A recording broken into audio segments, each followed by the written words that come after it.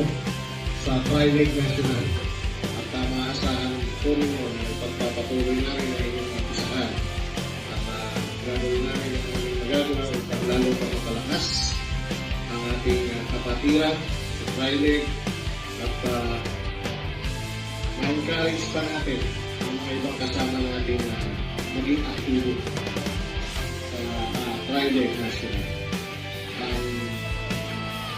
Hinihikayat ko po ang lahat na sana'y makipagtulungan mga elected officials ay magkakaroon ng mga coordinating meetings pero hindi namin maisasakatuparan ng magiging program at plano ng kami-kami-lamang.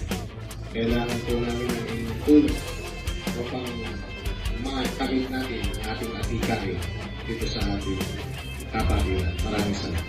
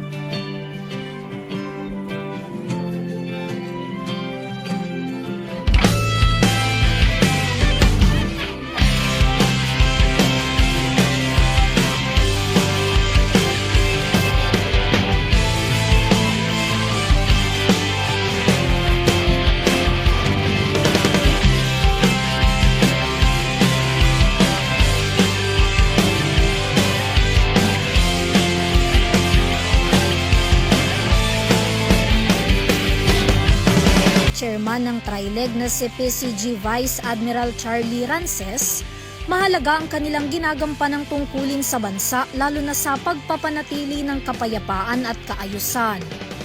Kami, magkakakilala kami bilang magkakapatid, madali kaming mag-usap. So kapag meron kaming mga common understanding na tulungan ang bansa, gawin ang aming trabaho, pagandahin ang aming performance, syempre makakatulong ito para sa ating bansa. Lalo na sa law enforcement, ang ating mga kapulisan, sa Coast Guard, sa Armed Forces, sa PDEA, we work together to help our government protect our country from whatever problem na harapin.